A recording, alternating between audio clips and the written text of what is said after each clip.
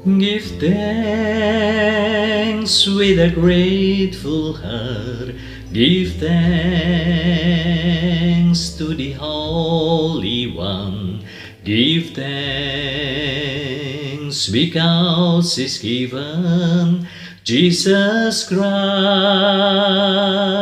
His Son. Give thanks with a grateful heart. Give thanks to the Holy One. Give thanks because He's given Jesus Christ, His Son. And now let the weak say, I am strong. Let the poor say, I am rich because of what the Lord has done for us. And now let the weak say, I am strong. Let the poor say, I am rich because of what the Lord has done for us. Give thanks.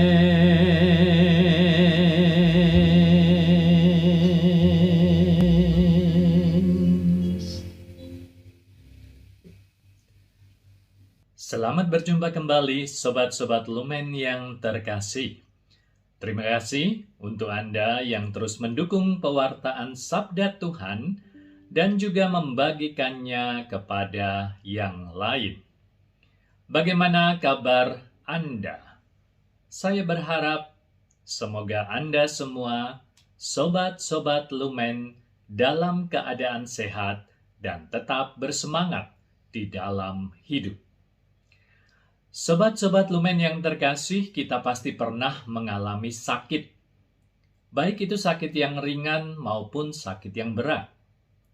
Untuk sakit yang ringan, mungkin kita tidak terlalu merasakannya dan kita bisa mengatasinya sendiri. Tetapi, untuk sakit yang berat, mungkin kita tidak bisa mengatasinya sendiri dan kita membutuhkan bantuan orang lain. Sobat-sobat Lumen yang terkasih, maka mari kita mendengarkan firman Tuhan.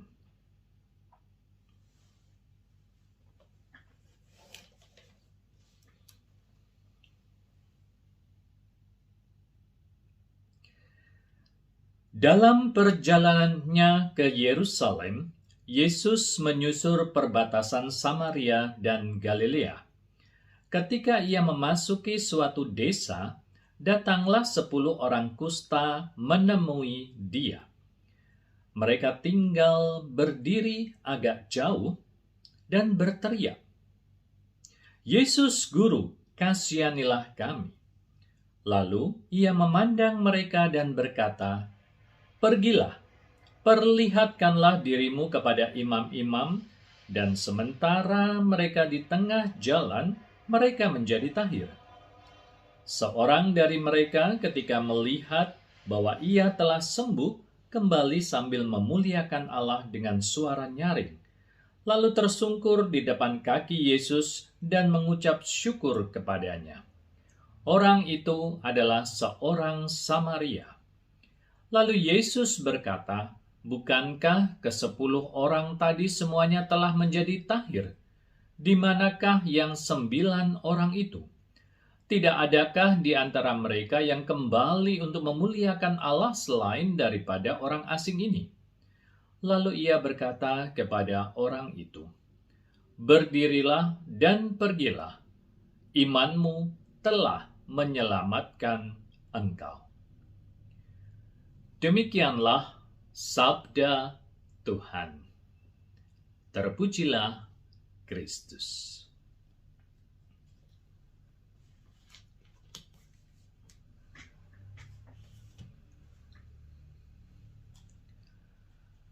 Sobat-sobat Lumen yang terkasih, dalam kisah Injil Lukas yang baru saja kita dengar, ada 10 orang yang sakit kusta datang kepada Tuhan Yesus dan memohon untuk disembuhkan. Tentu saja hal ini mengandaikan bahwa mereka sudah mengetahui bahwa Tuhan Yesus sering membantu menyembuhkan orang-orang yang sakit. Namun, sebelum kita melihat lebih jauh tentang kisah penyembuhan Tuhan Yesus, ada yang menarik untuk kita perhatikan, yakni kita mengetahui bahwa orang Yahudi pada saat itu tidak bergaul dengan orang-orang Samaria. Namun, ketika mereka dalam keadaan sakit, mereka menjadi senasib. Mereka menjadi orang-orang yang tersingkir dalam masyarakat, baik itu yang Yahudi maupun yang non-Yahudi atau Samaria. Dalam keadaan sakit, tidak ada lagi batas Yahudi maupun non-Yahudi. Namun, apa yang terjadi setelah Tuhan Yesus menyembuhkan? Ternyata hanya satu orang yang kembali untuk mengucap syukur, dan dia adalah seorang Samaria. Sobat-sobat Lumen yang terkasih, manakah yang lebih kita pilih di dalam hidup ini? Memberi atau menerima?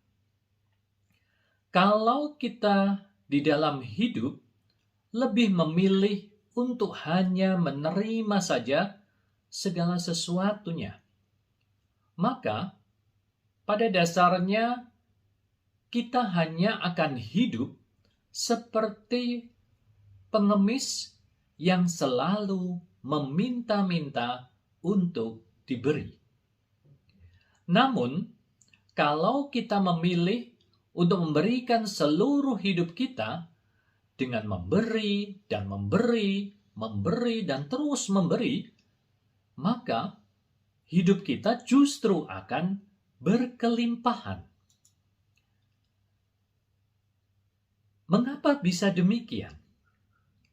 Sobat-sobat Lumen yang terkasih, memberi itu bukan berarti kehilangan.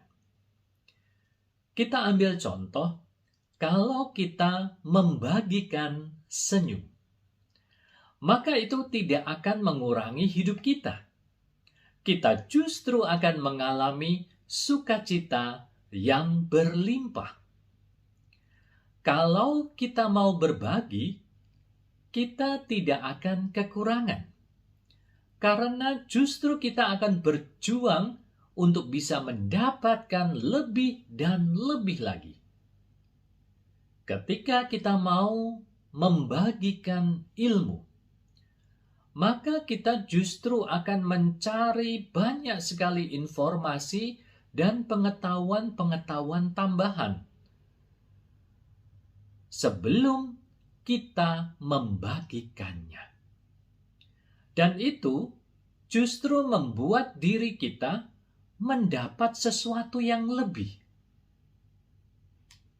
Maka ketika kita akan membagikannya, kita tidak akan berkekurangan.